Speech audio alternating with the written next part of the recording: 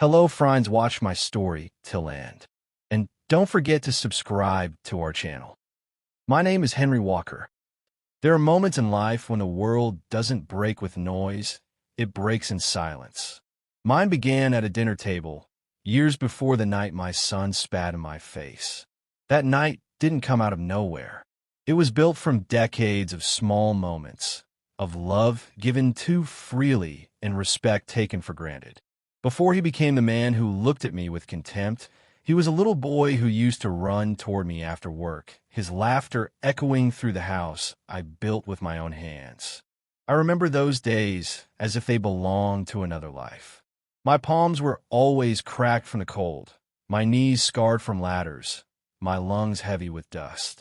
I worked under a sky that never cared about my pain.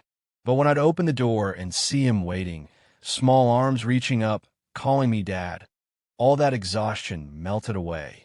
In those tiny moments, I thought I was the richest man alive. Back then, I believed love was a shield. I thought if I kept giving, the world would never take from me. When his mother died, he was still young, too young to understand what loneliness really meant. I remember standing in the kitchen that night, trying to cook with trembling hands, pretending I wasn't falling apart. I became everything for him: mother, father, teacher, protector. I washed his clothes by hand, cooked his meals, checked his homework, and kissed his forehead good night, even when I could barely stand from fatigue. Money was always short, but I never let him see that. I'd skip dinner so he could eat a full plate. I wore the same coat for years so he could have new shoes for school. I'd watch him walk down the street, his backpack bouncing against his shoulders, and tell myself it was worth it. Every bruise on my hand, every missed meal, every sleepless night, all of it was love disguised as struggle. When he brought home his first school prize, I cried quietly in the dark so he wouldn't see. It wasn't pride alone. It was relief, the kind that says, maybe all this pain is leading somewhere. Every time he smiled, it felt like a small victory against the cruel world outside. I told myself that if I just kept working, he'd never feel the same hunger, fear, or cold that haunted my youth. Years passed. He grew taller, sharper, more confident. I saw pieces of his mother in him, the same stubborn fire, the same charm when he wanted something. When he turned 16, I bought him his first secondhand car. It was old and dented, but his joy made it look brand new. I remember standing beside it, watching him drive away, waving with the same hands that had built every dream he stood on. That day, I felt like a success story. I thought I had done it. I had given him the life I never had. When he got his first job, he called me, his voice trembling with excitement. "Dad, I made it," he said. I laughed, told him I was proud, though deep down I wanted to remind him, "You've only started." But I didn't. I let him enjoy his moment. That's what fathers do. We step back and let them stand taller. Then came the woman who would later become his wife. She was polite at first, polite enough to fool even a father's intuition. She smiled, "Call me sir," brought me gifts on holidays. But I saw it early, the flicker in her eyes when she looked at my worn-out jacket, the subtle distance in her voice when I spoke. She didn't see me as family. She saw me as the past, a shadow standing in the corner of their rising world. Still, I stayed kind. I wanted to believe my son's love would be enough to bridge that gap. I watched him buy his first house, a small one but solid. He couldn't afford it entirely, so I stepped in. I signed papers, paid the hidden costs, helped with the down payment. When he got stuck, I co-signed another loan. When bills came, I covered what I could. I never told anyone, not even him, how often I went without new clothes, how many nights I counted coins before bed. I didn't care about the money. I only cared that my son could stand proud. "Keep your name clean," I'd tell him. "Respect money, respect people, and don't forget where you came from." He'd nod every time, but his eyes, they were already somewhere else.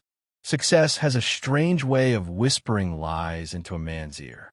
It tells him he's self-made. It tells him he owes no one. My son started believing those lies. Slowly at first. Missed calls, short visits, no questions about how I was. It became habit. He'd only call when he needed something. I told myself he was busy. Work, stress, marriage. Excuses, the language of blind love. His wife would visit too, her perfume filling the house that smelled of old wood and memories. She'd look around and make small comments, the color of the curtains, the worn-out sofa, the smell of old things. I pretended not to hear, because pride can disguise pain better than anything. My son would sit beside her, bragging about his new car, his promotion, his investments, all built on the silent sacrifices of a father he had already begun to forget. Each dinner became harder to sit through.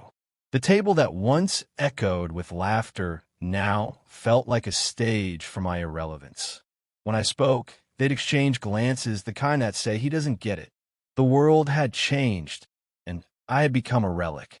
Yet I stayed silent, convincing myself that patience was love, that one day, when he became a father, he'd understand. But understanding never came. Instead came arrogance, a quiet kind of cruelty that grows when gratitude dies.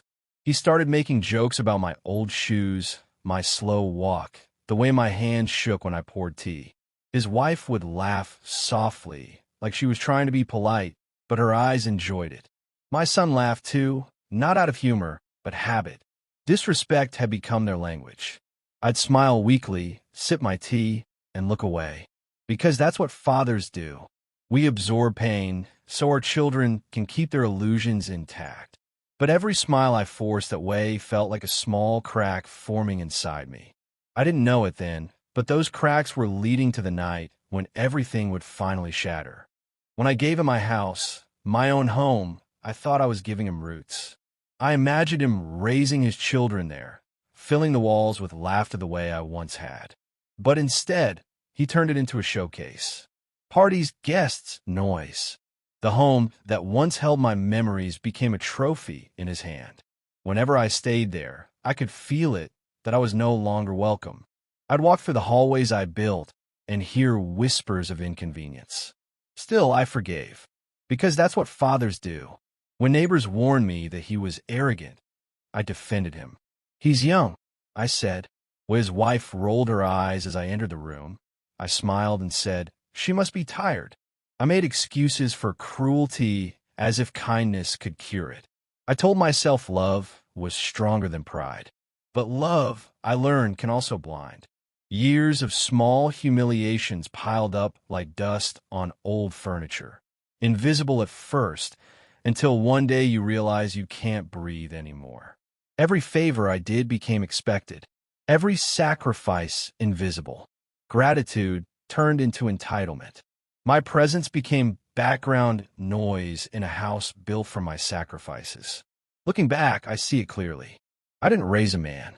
I raised someone who mistook humility for failure, compassion for weakness, and silence for submission. That realization came too late, but not too late to act. The night that would change everything was still far ahead. But the foundation for it, the years of unspoken resentment, of love turned one-sided, was already built. The old man he mocked at the dinner table didn't appear out of nowhere. He was created piece by piece by every unreturned call, every insult disguised as a joke, every moment I bit my tongue to keep the peace.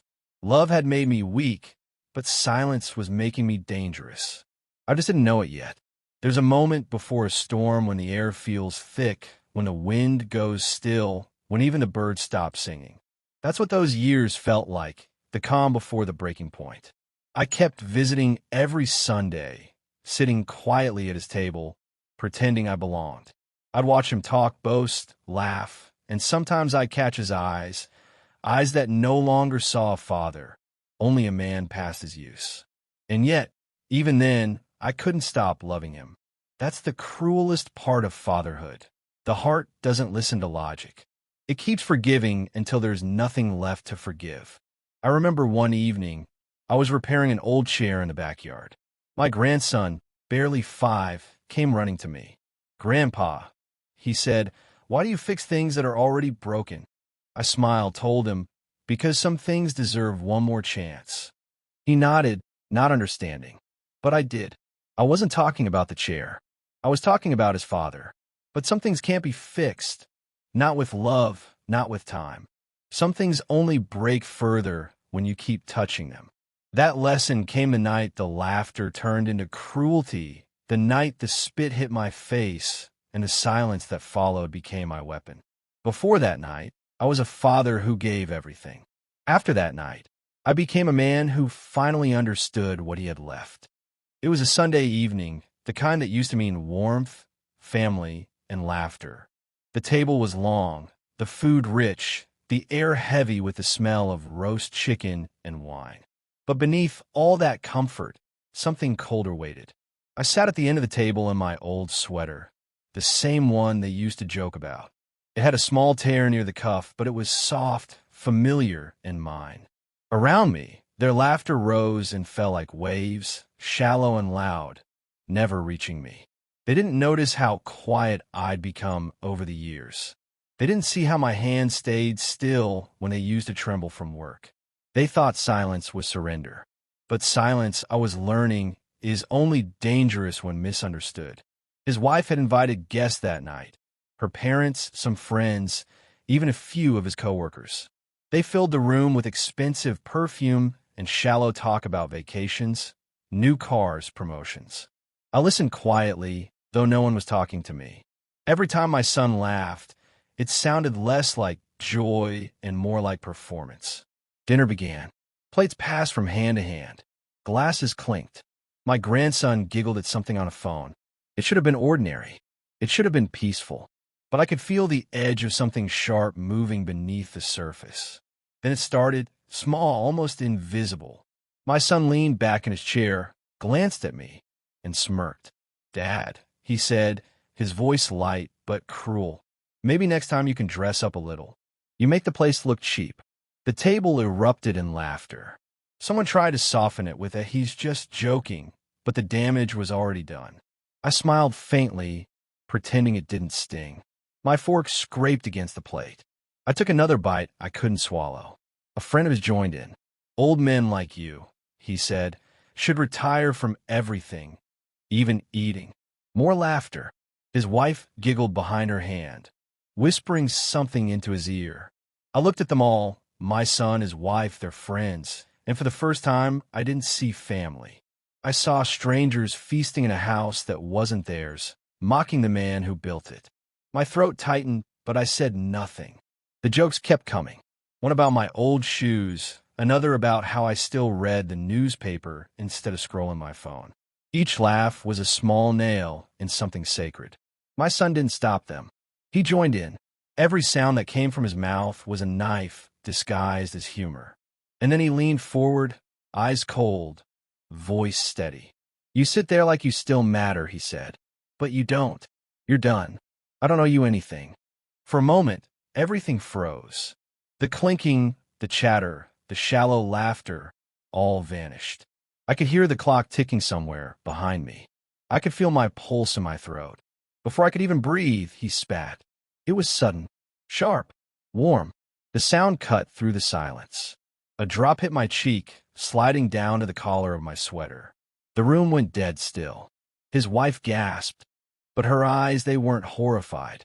They were entertained. Someone laughed. A small, nervous laugh that broke whatever was left of dignity in that room.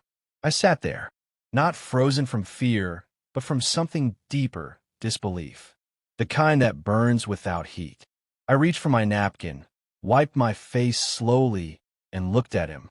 He stared back, defiant, drunk with the arrogance of a man who thinks he's untouchable. I didn't speak. I didn't curse. I didn't even blink hard, because I understood something in that instant, something he didn't. It wasn't just the spit. It was everything it represented. Every night, I came home with broken hands so he could have dinner. Every morning I went without so he could have more. Every insult I ignored, every kindness I offered, every apology I whispered for things I didn't do, it was all there in that one drop sliding down my face. He thought he had humiliated me, but what he'd done was set me free. I stood up quietly. The chair scraped against the floor. No one moved. The silence was thick, suffocating. His wife's friends looked down at their plates, pretending not to exist. The sound of my own breathing felt louder than the laughter that had filled this house for years. I didn't say a word. I walked past him, past the table, and into the kitchen. Behind me, someone whispered, "He's so dramatic." Their laughter returned, weaker this time, uncertain. The kitchen was dimly lit. I stood by the sink, staring at the reflection in the window. An old man, face wet, eyes steady. For a long time, I didn't move. My hand trembled once, then went still. I wiped my cheek again, though it was already clean. But you can't wash away something like that. It doesn't leave. It stains the soul. The smell of roasted chicken and butter clung to the air. The table behind me was filled with food I had paid for. Every fork, every plate, every wall in that house carried my fingerprints. And yet, I was the intruder. I looked around the kitchen. The photographs on the fridge, birthdays, graduations, vacations. In all of them, I was there, smiling quietly in the corner. Always behind them. Always small. I thought love meant service. I thought fatherhood meant sacrifice. But standing there under that dim light, I finally saw the truth. To them, I wasn't a father anymore. I was furniture, useful until I wasn't. From the dining room came his voice, louder now, soaked in wine and pride. "You should be grateful we even let him stay here." Laughter followed. His wife chimed in. "He's just too old to understand success." That word, success, hit like a slap. I had built his success, brick by brick, hour by hour, decade by decade. I gave him the life he flaunted. The very table he sat at was mine. And still, I was the one being laughed at. My hands gripped the edge of the counter. The reflection in the steel kettle stared back at me, tired, gray, and still. But behind the wrinkles, there was something new, something colder. I wasn't angry. Anger burns fast and leaves ash. What I felt was deeper, a slow, freezing kind of calm. Humiliation doesn't just wound, it transforms. It strips everything unnecessary and leaves only truth. I started counting, not memories, not regrets, but assets. Papers, titles, accounts, deeds, the things that still carried my name. Beneath all their arrogance, everything they stood on still belonged to me. They didn't know it, but I still held the power they mocked me for losing. That realization didn't make me smile. It made me quiet, the kind of quiet that reshapes a man. The laughter from the other room faded. Chairs moved. Footsteps went upstairs. The house grew still again. I stayed in the kitchen, listening to the creaks and sighs of the walls. The same walls I once painted, the same floors I once repaired with my own hands. When I finally walked back into the dining room, it looked like a battlefield. Empty glasses, half-eaten food, wine spilled like blood across the tablecloth. My plate sat untouched, cold. I stared at it for a long time. Then I began to clean, slowly, methodically. Each plate stacked, each glass washed. My movements were precise, the same patience I once used to raise him, now serving a different purpose. When I finished, I turned off the lights one by one. The house sank into darkness. In that silence, I made a decision. They thought I'd come back to breakfast the next morning, pretending nothing had happened. They thought I'd forget, like I always did. But I didn't forget. I memorized every laugh, every smirk, every word. And in the stillness of that dark house, I made a promise to myself. They wanted to treat me like I was nothing. So I would show them what life looks like when I truly become nothing to them. That night wasn't humiliation. It was transformation. The birth of a revenge that needed no shouting, no violence, no threats, only patience and paper. As I turned off the last light, I whispered to myself, "You won't be laughing tomorrow." The next morning, I woke before sunrise. The house was quiet. I packed my bag with the calm precision of a man preparing for work. Only this time, the labor would be different. My son thought he'd broken me, but he had only built the man who would undo him. When I stepped outside, the air was cold, the sky gray. The grass shimmered with dew. each drop catching the first weak light of dawn. I looked back once at the house, his house, though it still legally belonged to me. He had spat on my face, thinking he'd taken my dignity. But he didn't realize dignity doesn't live in what people think of you. It lives in what you decide to do next. And I was about to decide everything. By morning, the storm inside me had settled into something colder, clarity. I didn't feel fury, not anymore. Fury is wild. It makes noise and burns itself out. What I carried was different. It was the kind of calm that comes when you finally stop waiting for an apology that will never come. I sat by the window with a cup of coffee growing cold in my hands. The sun was climbing, but inside, I was already elsewhere. The decision had been made the moment I wiped that spit from my face. All that was left was to execute it, carefully, silently. In the next room, I could hear him moving about, laughing with his wife, talking loudly on the phone. He sounded victorious, as though humiliating me had confirmed something he'd long suspected. That power belonged only to him now. I let him believe it. Let him feel untouchable for one last day. Because men like him never see the end coming. Not when it moves quietly. I went to my study, the one they never entered. It smelled of paper, dust, and old wood. A room forgotten by time, but preserved by habit. The drawers creaked open under my hands. Inside lay the remnants of a lifetime. Faded documents, old pay slips, insurance papers, property deeds. My history, written in ink. I opened a small wooden box from the bottom drawer. Inside were the things that truly mattered. The original deed to the house, mortgage titles, bank statements, bonds, and something else, well, I had written years ago, but never signed. His name was there, neatly printed beside mine, waiting for a future that no longer existed.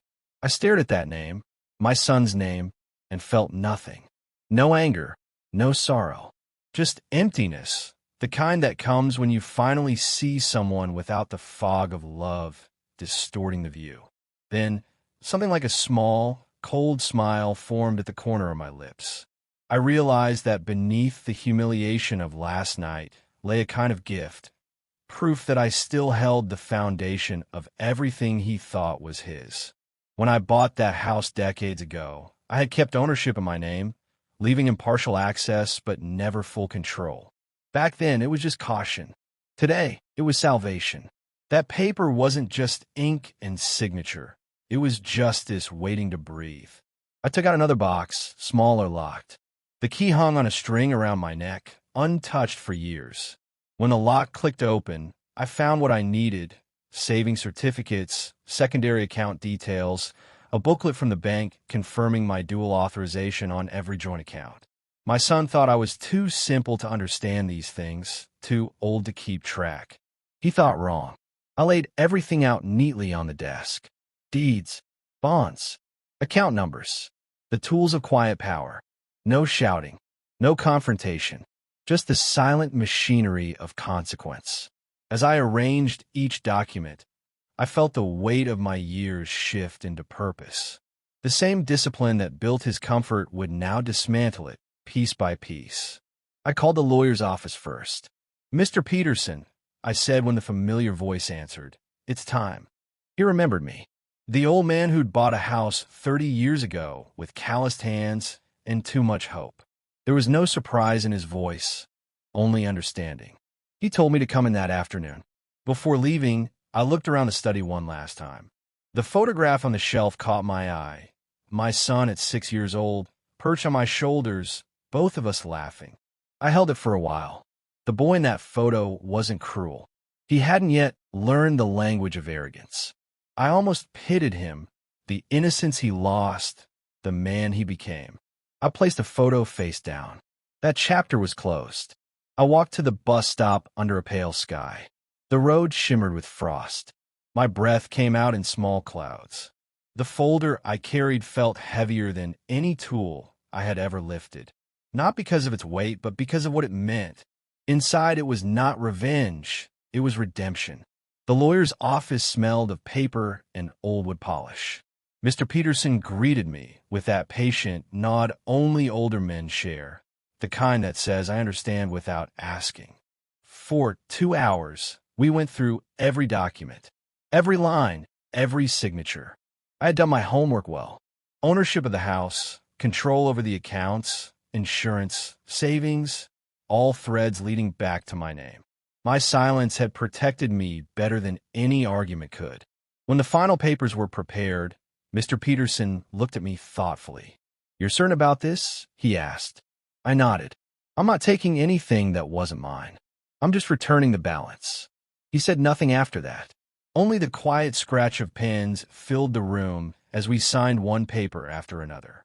Stamps pressed down with the finality of fate. Each signature was like a slow exhale, releasing years of humiliation from my lungs. When it was done, I thanked him and left. No handshake, no goodbye. Just quiet understanding between two men who knew that some wars are fought without witnesses. Next, the bank. The manager's eyes widened slightly when he saw the documents. He remembered me from long ago, the man who used to deposit small sums every week, saving for his son's future. I told him I wanted to make changes. Quiet ones, legal ones. He didn't question me.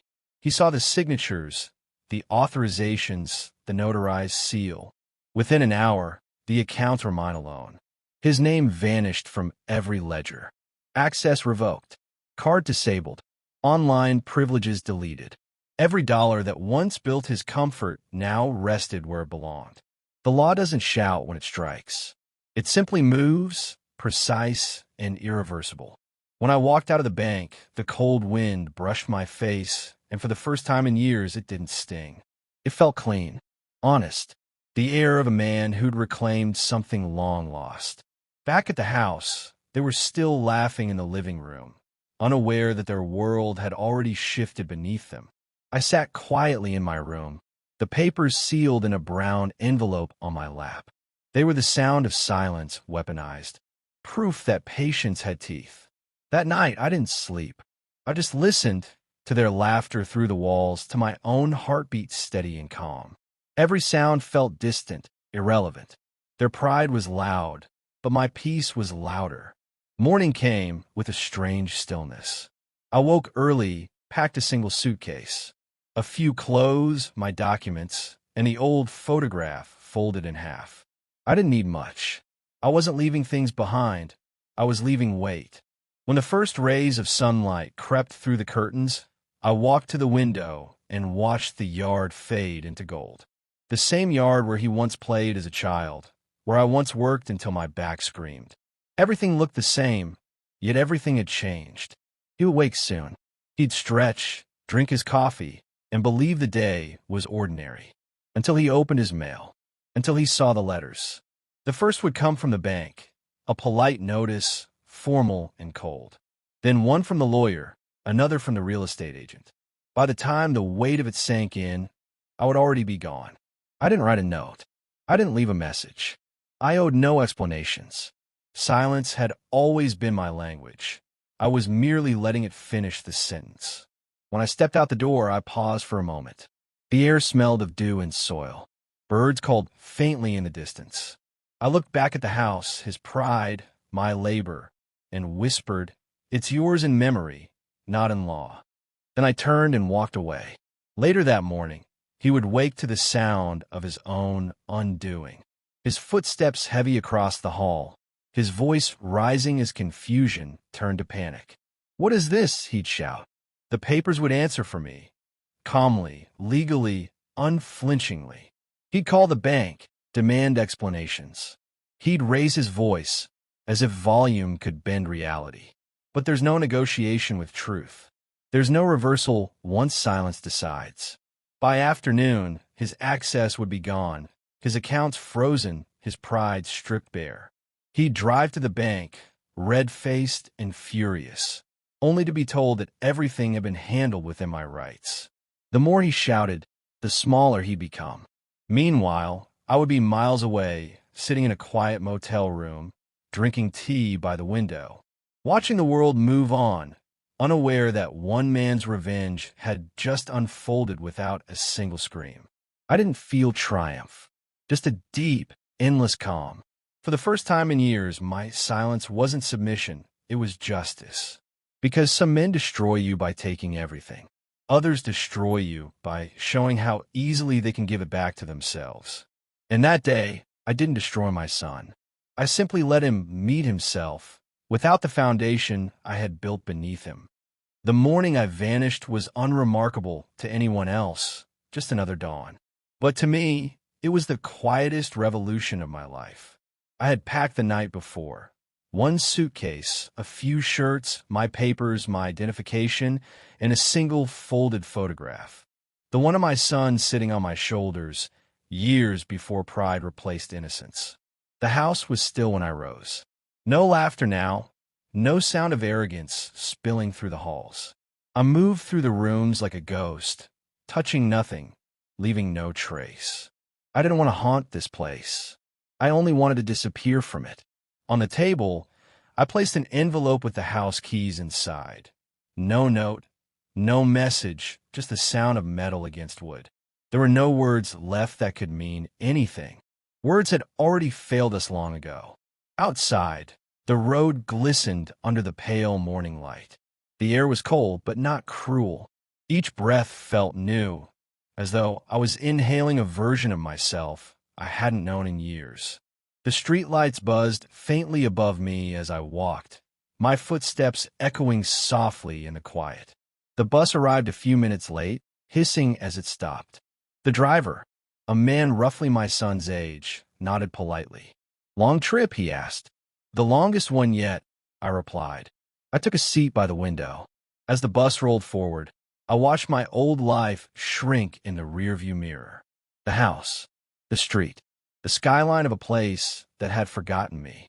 Each turn of the wheels pulled me further from humiliation, closer to peace. It's a strange thing, disappearing. You expect it to feel like escape, but it feels more like returning to the man you were before the world taught you pain. I wasn't running away from my son. I was walking back to myself. By afternoon, I had switched buses twice and caught a train heading toward the coast. The world outside blurred, forests, fields, towns, all passing like memories I no longer needed. When the train stopped at a distant city, I stepped out, walked to the terminal, and bought a plane ticket. The woman at the counter asked for a destination. I glanced up at the departure board, so many cities blinking like new beginnings. "Lisbon," I said. I had never been, never planned to. The word simply sounded like freedom. When the plane lifted off the ground, I felt the weight leave me, not just of my suitcase, but of years spent trying to be understood. The world below turned small, insignificant. Somewhere down there, my son was waking to the echo of loss. Papers in his hands, disbelief in his voice, realizing too late what silence can do. But I didn't smile. Revenge, when pure, doesn't taste sweet.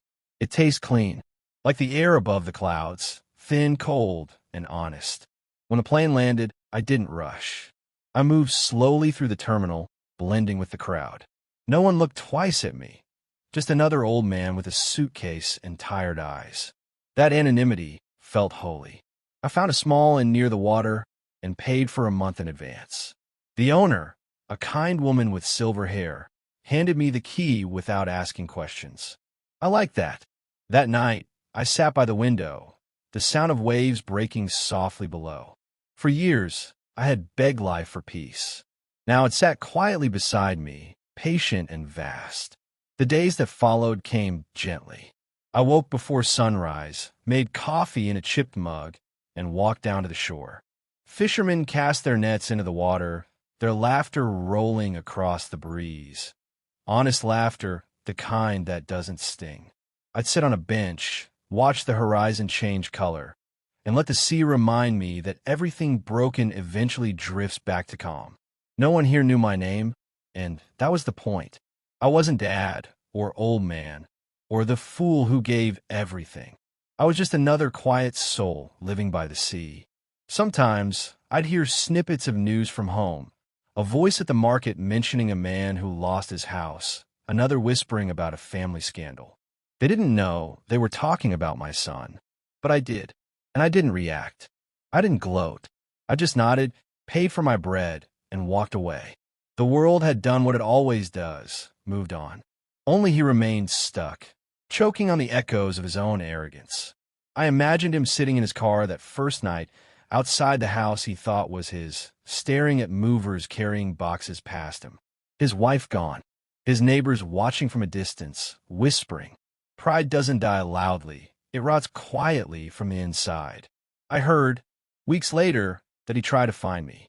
The lawyer told him it was all legal, all final. The bank confirmed it. The real estate agent refused to speak without written consent. He went to the police, but they couldn't help. The law doesn't punish silence. It only respects it. For a while, he called. Dozens of times. Each voicemail began with anger, then confusion, then finally, desperation. Dad, please. I made a mistake. Please, I need help. I'd listen to them sometimes, not out of cruelty, but closure. It's strange how familiar a voice can sound when it's breaking. Then I'd turn the phone off and sit back by the window, watching the tide come in. Hatred takes energy, and I had none left to give. What I felt was deeper, indifference born from clarity. Over time, he stopped calling. Maybe he realized that silence doesn't negotiate. Maybe he finally understood that I hadn't left to hurt him. I'd left to stop him from hurting me. The quiet life became my routine. Days blurred softly into one another. I rented a small cottage near the harbor. White walls, crooked beams, a single chair by the window. The rent was cheap, the view priceless. Some evenings, the locals would invite me to the tavern. They didn't know my story. They didn't need to. They called me the quiet man, and I liked the sound of that. I'd listen to them talk about storms, fish, and their children. Honest conversations. No masks, no competition. Just people who understood that respect isn't owed, it's earned. I started sleeping better, eating better, living smaller. For years, I had measured life in sacrifices and how much I could give. Now, I measured it in silence, in mornings without tension, nights without insults. Occasionally, when I saw a father walking with his child by the docks, something would twist softly inside me. Not pain, memory. I would think of that small boy running into my arms, laughing as if I were the whole world. That boy no longer existed. But the man he became had taught me my greatest lesson, that even the deepest love must one day protect itself. One evening, I wrote a short letter to my lawyer. It contained only 6 words, finalized. Do not disclose location. Ever.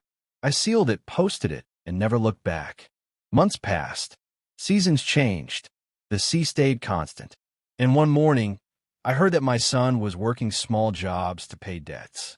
His wife had left him. His pride had gone quiet. I didn't rejoice. I didn't even sigh. Justice had already been served. Not by me, but by life itself. The same life that had once given him everything through me now took it back through time. Sometimes I'd sit by the fire at night and take out that old photograph. I'd look at the boy on my shoulders, both of us smiling. For a brief moment, I'd feel warmth. Not forgiveness, but acceptance. I'd whisper, "You could have been so much more." Then I'd fold the picture and tuck it away again. Peace isn't loud. It doesn't come with closure or applause. It comes with stillness, the kind that no one else notices. Years later, people still ask me, when they sense something quiet behind my eyes, "Don't you miss your family?" I smile and say, "No, I miss who they were." Because the truth is, I didn't leave to punish him. I left to reclaim the one thing he couldn't spit on, my dignity. In the end, revenge wasn't selling the house, or freezing the accounts, or walking away. It was sitting by the ocean years later, breathing freely, knowing he was still haunted by my silence. He will spend his life wondering why it happened, why the man he mocked vanished without a trace. Maybe one day he'll understand. It wasn't the spit that ended us. It was the moment he forgot who built the foundation beneath his feet. I didn't destroy him. I simply removed myself from his story and without me, his world fell apart. Sometimes, when the sea is calm and the gulls cry overhead, I whisper to myself, peace is not something you're given. It's something you take back when no one thinks you can. And that's what I did. I took it back, quietly, completely, and forever. The man who spat on my face thought he'd broken me, but he only woke me.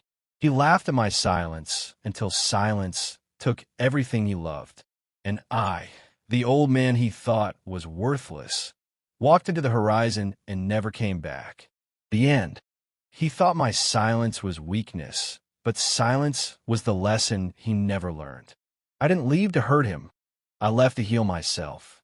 Sometimes the loudest revenge is the one that never speaks, the kind that walks away and lets life do the teaching. In the end, I didn't destroy him. I simply stopped saving him.